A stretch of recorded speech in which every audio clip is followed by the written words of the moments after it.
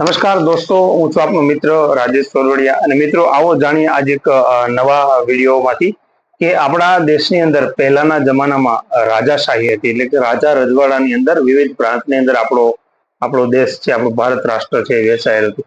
અને ત્યારના એ જમાનાની વર્ગીકરણ પ્રથા કેવી રીતની હતી, એટલે કે વર્ગીકરણને લઈ અને કેવી રીતે રાજા મહારાજાઓને ઓળખવામાં આવતા હતા એની આ વાત છે. તો વિદ્યાર્થી મિત્રો ખાસ કરીને ધ્યાનથી આ વિડીયોને સાંભળજો અને આપણા ઘણા બધા શિક્ષણના કોર્સની અંદર કદાચ આ વિડીયોના માધ્યમથી સમજાવીએ છીએ કે ભણવામાં ન પણ આવ્યું હોય અને ઘણા બધા લોકોને કદાચ ખબર પણ ન હોય. તો આવો જાણીએ આજના વિડીયોથી અને આ વિડીયોનો આખો અર્થ સમજવા માટે આ વિડીયોના અંત સુધી જોડાઈ રહેશો.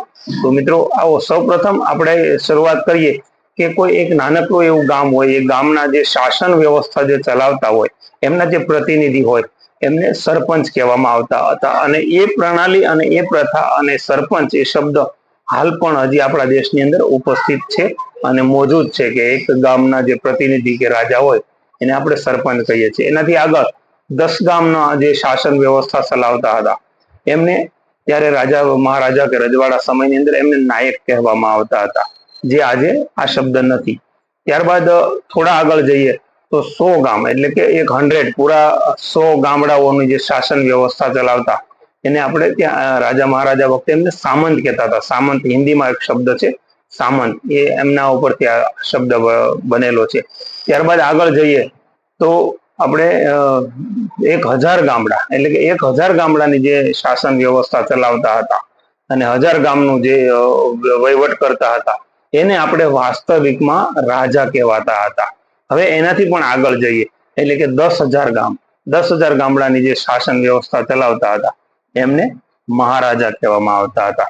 એનાથી પણ આગળ જઈએ એટલે કે 1 લાખ ગામડા, 1 લાખ ગામડાનું જે વ્યવસ્થા ચલાવતા હતા અને એમનું જે કારભાર કરતા હતા એમને આપણે ત્યાં કહેવામાં આવતું હતું સમ્રાટ. જે આપણે જે રાજાઓની પાછળ સમ્રાટ લાગે છે એ બધા જ 1 લાખ ગામડાઓના રાજા હતા. એનાથી આગળ જઈએ જે ભારત દેશની રાજકીય રાજા મહારાજા વખતની જે શાસન વ્યવસ્થા છે એનું અંતિમ અને આખરી ચરણ હતું કે 7 લાખ ગામડાની જે શાસન વ્યવસ્થા ચલાવતા હતા એમને કહેવામાં આવતું હતું ચક્રવર્તી સમ્રાટ. જે આપણે અમુક રાજાની પાછળ આપણે ભણવામાં આવે છે કે ચક્રવર્તી રાજા હતા, જેમ કે અશોક ચક્રવર્તી એમ કહે ને. તો આવી રીતે આપણા ભારત દેશના રાજા રજવાડાની અંદર સરપંચ, નાયક, સામંત, રાજા, મહારાજા, સમ્રાટ અને ચક્રવર્તી સમ્રાટ આવી રીતના આમ 7 સ્ટેપથી આપણા દેશમાં રાજાઓની એ જમાનાની અંદર ઓળખાણ થતી હતી. એ ઉપરાંત એ રાજાઓ એ જમાનાની અંદર કોઈ આધુનિક ટેકનોલોજી ન હતી, કોઈ મશીનરી ન હતી, કોઈ સાધન સામગ્રી નહોતી, કોઈ પણ વ્યવસ્થા ન હતી, છતાં પણ આ દેશની અંદર અમુક જે વિરાસતો એવી બનાવેલી છે કે એને સદીઓ સુધી આપણે યાદ કરી શકીએ અને આપણા જીવનની અંદર એક બોધપાઠ લઈ શકીએ કે ન હોવા છતાં પણ આ લોકોએ આટલું મજબૂતાઈથી અને વ્યવસ્થિત રીતે કામ કરેલું છે. એ આપણા દેશના રાજાઓની આ એક ખૂબી અને ઉદાહરણ છે, જીવનમાં ઉતારવા જેવું છે.